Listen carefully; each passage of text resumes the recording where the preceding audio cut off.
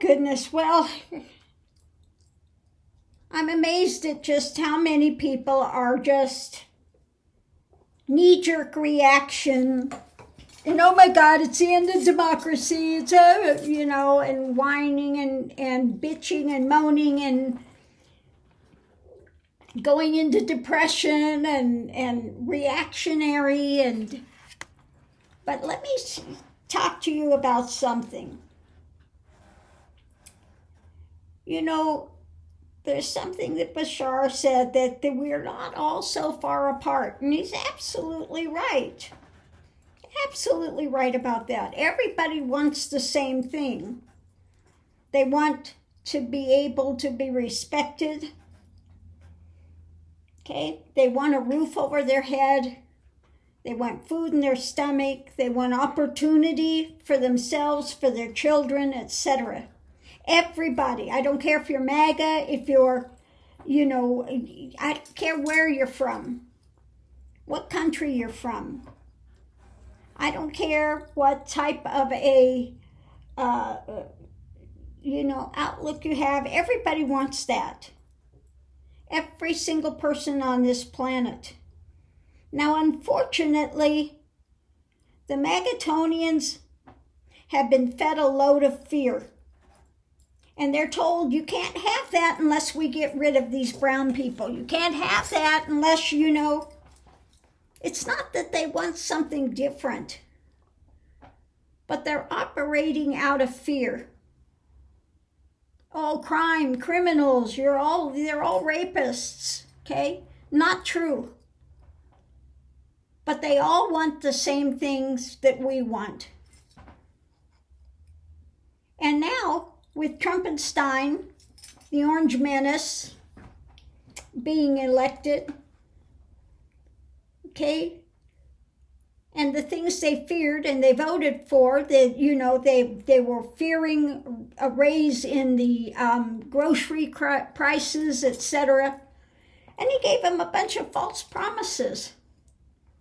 Well, now what's happening with this Orange Menace getting in, okay, they're going to find that they were given a load of horse manure, okay? So sometimes, you need to fall hard before you can stand up and start looking for something higher. Now, as I said, and I still stand by this, I hold this, he will not be there 4 years. He will not be there 1 year, okay? So hold to that. And hold to the fact that everybody wants the same thing. Everybody wants the same thing in the end. Opportunity to be able to be respected. But when you're given a load of thing and you're operating out of fear, okay, because that's what the Magatonians are doing. They're operating out of fear, lack. They're told their lack, their opportunity's going to be taken away, etc. And it's all these other people's fault. We need to get rid of them, okay? But understand, under the surface of it all, we all want the same thing, okay? So if you come at it with that perspective, you'll see that what's taking place now with the Orange Menace getting in and his revenge tour, and now they're trying to, the light is coming on, that they're all just about greed and money for themselves, then that's going to start waking people up, okay?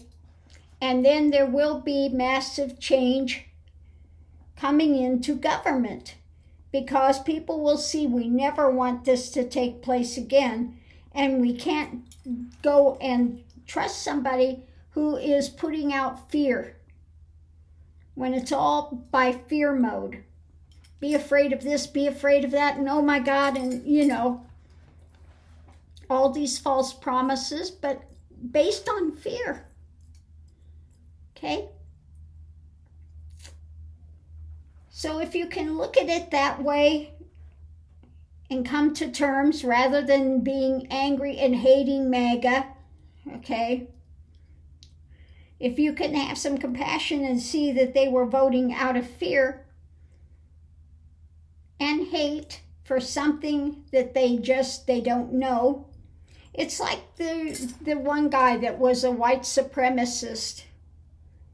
He went to prison. He got out of prison, and the person that was there, his parole officer, was a black woman. And when he got to know her, she was respecting him, she was respectful, and he totally changed his whole view. When he found out the reality versus what he was being told, what he was being fed, what he grew up with, it changed his whole life. And he went and got rid of his Nazi tattoos, etc. Okay? So it's about coming to knowledge, coming to open, to find out what's really true there versus what you've been told and what you've been led to believe, but you really don't have knowledge of. It's something that you're ignorant about. Okay? And there are a lot of people, unfortunately, running their lives around fear and ignorance, etc. Now, you can grow up in that kind of environment. And I grew up in an environment, my father was absolutely racist. A black man would come on the TV and he'd scream at the TV. When I got married, he said, "What's wrong? Can't you get a white guy?" Yeah, he actually said that to me. "What's wrong? Can't you get a white man?" I said, "I don't want a white man like you." Okay? They're like you? No, I don't want that. So you can either grow up and buy into it, or you can reject it. Okay? And, some of the things we go through, the tough times, are the things that open our eyes. And they can be the most beneficial in the end. If I would have grown up in a loving, comfy family, supportive, etc., I wouldn't have started the spiritual path in earnest like I did. Okay? So you see the seed of light in that darkness. If that hadn't been there, I would not have woke up to where I'm at. And people, somebody said, "Oh, you are dissing depression." No, I'm not. I started out in depression. I started out with severe PTSD. Okay? And I know you can come out of it. And sitting there and saying, "Oh, you poor thing, it's you just a right to be depressed," and, I'm honoring your feelings on that. It just solidifies it. Okay? It doesn't aid them to come out of it, because you can come out of it. But you have to be willing to start holding to gratitude, seeing what you have versus lack, fear, and drama, okay, that you hold. And it's a process, and it takes time, okay? But it can be done, okay? It can be done. So on that note, I just wanted to put that out here, because I see people freaking out and, "Oh my God, we're going to be 4 years. It's the end of democracy, and I'm so depressed," and going off on this tangent. And so putting that out there like that and holding to that, how is that going to open any change anywhere? Okay? Again, sometimes the greatest compassion is for people to fall and fall hard and then be willing to look for something better, rather than keeping themselves in angst and pessimism and drama. Okay? Because when you keep yourself in pessimism and drama and hate, anxiety, etc., you're not open to anything. And for things to change, you have to be open to change. So we go forward. This is not the end of the world. What has happened in the last 20 minutes, other than saying he's been certified? How has your life changed?